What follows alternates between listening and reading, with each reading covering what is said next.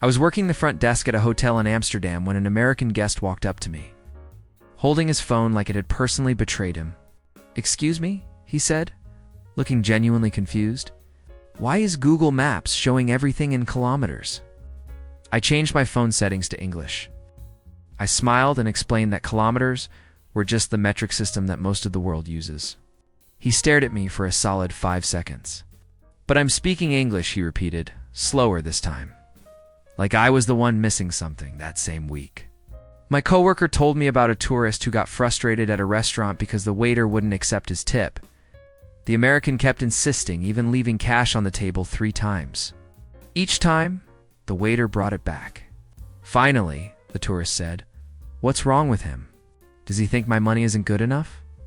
My coworker had to explain that in the Netherlands, servers get paid actual wages. The tip was included in the price. The guy looked absolutely shocked, like he'd just learned the earth was round. Then there was the woman at the train station, who missed 3 trains in a row because she kept waiting for someone to announce the platform in English. We have announcement boards everywhere. Giant digital screens. She just stood there, staring at the departures board like it was written in ancient hieroglyphics. When I asked if she needed help, she said, "I've been waiting for an hour, but they keep speaking Dutch." I pointed at the board. Everything was there. Platform numbers, times, destinations. She looked at it, then back at me. "But how am I supposed to know what it says?" My favorite was the guy who tried to pay for a €5 coffee with a $50 bill. Not euros, dollars. American dollars. When the cashier politely explained they only accept euros, he got visibly annoyed. "It's basically the same thing," he argued. "Actually, it's worth more." The cashier, bless her patience, explained exchange rates and how currency works. He stood there for another minute, then asked where the nearest place to exchange money was. She pointed to a currency exchange office literally across the street. He squinted at it, then asked, "Do they speak English there?" These stories aren't rare. If you work in tourism, anywhere in Europe, you collect them like trading cards. And before anyone gets defensive, this isn't about being mean. Most Americans traveling abroad are wonderful. Curious, polite, excited to learn. But there's this specific subset who step off the plane expecting the entire world to work exactly like it does back home. And when it doesn't, the reactions are absolutely priceless. So buckle up, because I've got about 20 more stories just like these. And somehow, they only get more absurd. I spent a summer working at a tourist information center in Prague. And one afternoon, this American couple came in asking for directions to the Europe Tower. I'd worked there for 2 years and never heard of it. I asked them to describe it. "You know," the husband said, "the big tower? The famous one. In Europe." I tried to narrow it down. "Did he mean the Eiffel Tower in Paris?" No, he insisted. "The one in Europe. We saw it in a movie." His wife pulled out her phone and showed me a picture. It was the Eiffel Tower. I gently explained that Paris was in France, about a 10-hour drive from Prague. They looked genuinely surprised. "Wait," the wife said slowly. "Paris isn't in Europe?" I clarified that yes, Paris is in Europe, but Europe is a continent with many countries. They'd thought Europe was a single place, like a city. After 15 minutes of looking at maps together, they finally understood. Then the husband asked, "So how do we get to London from here?" When I said it would require a flight or a very long journey, he seemed annoyed. "Isn't it all connected?" Another time, a young American woman came in and asked where she could see the Northern Lights. It was July in Prague. I explained that Prague is nowhere near the Arctic Circle, and even in places like Norway, you need winter darkness to see them. She looked disappointed but not convinced. "But we're in Europe," she said, like that was an explanation. "Isn't it all cold here?" It was 30 degrees Celsius outside. She was sweating through her shirt. My friend who worked at a hostel in Barcelona told me about an American guest who got upset because nobody speaks Mexican in Spain. When my friend explained that people in Spain speak Spanish and that Mexican isn't a language, the guest doubled down. "But I learned Mexican in high school," she insisted. My friend, trying to be diplomatic, explained that she probably learned Spanish, which is spoken in both Mexico and Spain, but with different accents and some different vocabulary. The guest frowned, Then why do they call it Mexican food? At the Prague train station. I once watched an American argue with a ticket agent because the train schedule showed times in 24-hour format. He kept insisting they were making a mistake. The train can't leave at 1700 hours, he said firmly. There's no such thing. The ticket agent, exhausted, said, "Sir, that's 5 p.m. He looked at his watch, looked at the schedule, then looked back at the agent. Why not just say 5 p.m. then? The agent didn't answer. There were 12 people in line behind him. I had another guest ask me if they needed a passport to go from Czech Republic to Germany. When I said yes, you're crossing an international border, they seemed confused. But it's all Europe, right? That's like going from Texas to Oklahoma. I explained that European countries are separate nations with their own governments. They nodded slowly, then asked if people in Germany use euros. I said yes. So it's basically the same country then, they concluded. I gave up. The most interesting geography confusion came from a college student who was backpacking around Europe. He came into the information center and said he wanted to visit Africa while he was in the area. I asked which part of Africa. He said just Africa. Isn't it close? I pulled up a map and showed him that Africa is an entire continent. And the closest point from Prague would still require flights and significant travel. He zoomed out on the map on his phone, stared at it for a while, and said, "Huh, it looks smaller in pictures." Then he asked how long it would take to drive there. I explained you'd need to cross multiple countries and eventually take a boat or plane, since there's a Mediterranean Sea in the way. He nodded thoughtfully. What if I just drive really fast? My coworker had a guest ask if Europeans use normal money or that weird monopoly money. When she asked what he meant, he said, euros, the fake-looking bills. She explained that euros are real currency used by hundreds of millions of people. He picked up a euro note from her desk, held it up to the light, and said, "Yeah, but it looks fake though." One woman asked me if Prague was in Eastern or Western Europe. I said Central Europe, though some people consider it Eastern. She thought about this, then asked, "Is that near the Middle East?" I showed her on a map. She studied it carefully and said, "Okay, but which way is America from here?" I pointed west. She turned her entire body to face west, nodded and said, "That's where home is." Then she asked if people in Prague celebrate the 4th of July. When I said no, that's an American holiday, she seemed genuinely surprised. Really? Nobody? I worked as a waiter in Copenhagen for 3 years, and the number of confused Americans I encountered was staggering. One evening, a couple sat down and immediately asked for real water. I brought them tap water in a glass. They looked horrified. "No real water," the man repeated.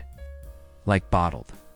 I explained that tap water in Copenhagen is perfectly safe and actually some of the cleanest in the world. They exchanged nervous glances. "But it's free," the woman whispered, like she was pointing out a scam.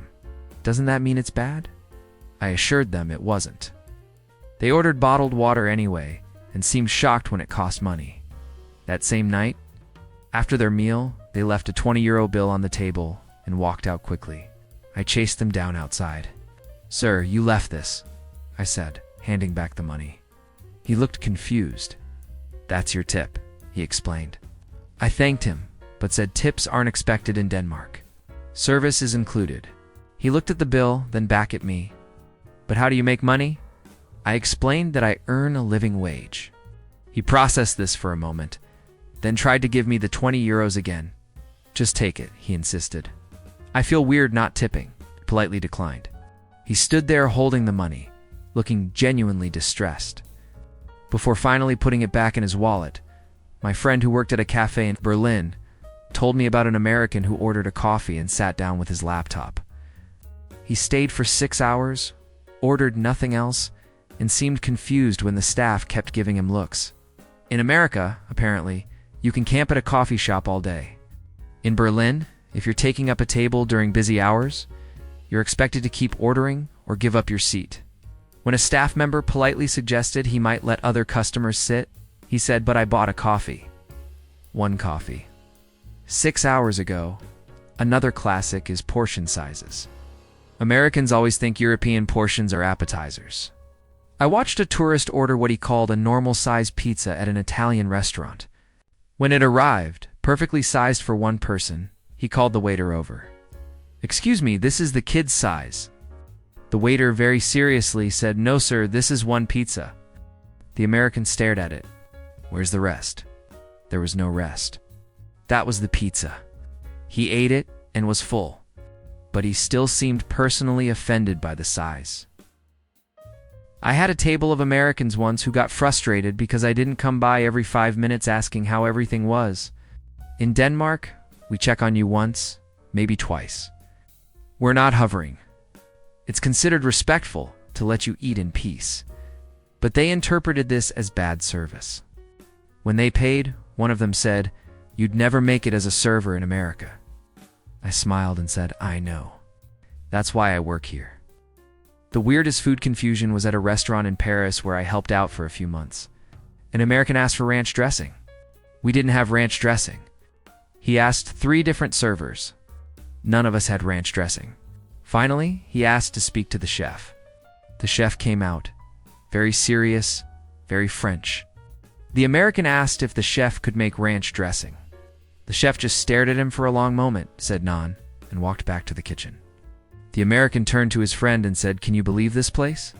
My coworker in Amsterdam told me about a guest at a restaurant who sent back his fries because they came with mayonnaise. He wanted ketchup. She brought ketchup. He then complained that the mayonnaise was still on the side. She explained that in the Netherlands, fries and mayo are traditional. He didn't care. He wanted American-style fries with ketchup and no mayo in sight. She removed the mayo. He still wasn't happy because they probably touched the mayo. She brought him new fries. He finally ate them, but left a review online saying the restaurant didn't understand customer service. There was an incident at a bakery in Vienna where an American asked for a normal croissant, not a weird European one. The baker, who was Austrian and took pastries very seriously, asked what he meant. "You know," the American said, "a regular one." From Starbucks or Dunkin', the baker's face went completely blank. My friend said you could see his soul leave his body. He very slowly explained that croissants are European. They're from Austria and France. The American seemed skeptical. "But we have them in America," he countered, as if that settled it. One of my favorite stories came from a friend in Spain who worked at a tapas restaurant. An American family came in and ordered 1 dish each, expecting American-sized portions. When the small tapas plates arrived, they were outraged. "This isn't a meal," the father protested. My friend explained that tapas are meant to be shared, and you order multiple dishes. They reluctantly ordered more. When the bill came, they were shocked it wasn't cheaper. "But the plates are tiny," the mother exclaimed. My friend explained that quality ingredients and preparation matter more than quantity. They left confused and probably still hungry because they didn't order enough out of principle. I worked at a phone store in London, and the number of Americans confused by SIM cards was remarkable. One guy came in absolutely furious that his American phone wasn't working. I explained that he needed a UK SIM card or an international plan. He said his phone company never mentioned this. I gently suggested that international travel usually requires some preparation. He stared at me like I'd told him the moon landing was fake. "But we speak the same language," he said. "Why would the phones be different?" I tried explaining GSM networks and international roaming. His eyes glazed over. Finally, I just sold him a SIM card. Another customer couldn't understand why we write dates as day month year instead of month day year. She had booked a train ticket and showed up a month late because she read the date wrong.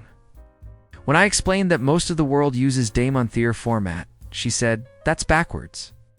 I asked how it's backwards. "Because the month comes first," she said, like she was explaining basic math to a child. I pointed out that day month year goes from smallest to largest unit, which is logical. She disagreed. "In America, we do it right." My roommate worked at a gym in Stockholm and told me about Anne, an American member who got upset that the weights were labeled in kilograms. He asked if they had normal weights. My roommate asked what he meant. "Pounds," the guy said. My roommate explained that Sweden uses the metric system. The Americans seemed frustrated. "How am I supposed to know how much I'm lifting?" My roommate suggested converting it or just learning the weights and kilos. The American canceled his membership. I had a friend working at a car rental place in Germany who dealt with an American who refused to accept that they drive on the right side of the road there too. The customer insisted that all of Europe drives on the left. My friend showed him a diagram. The customer said the diagram must be wrong. Finally, my friend walked him outside and pointed at the actual traffic. Cars were driving on the right. The customer squinted at them, nodded slowly and said, "Huh, weird." The metric system causes endless confusion. I watched an American at a gas station in Brussels try to figure out why fuel was so expensive. He was looking at the price per liter and calculating it as if it were per gallon. When he finally figured out the conversion, he was relieved, but also confused. "Why not just use gallons?" he asked the attendant. The attendant, who spoke limited English, just shrugged. One of the strangest things I witnessed was at a grocery store in Amsterdam.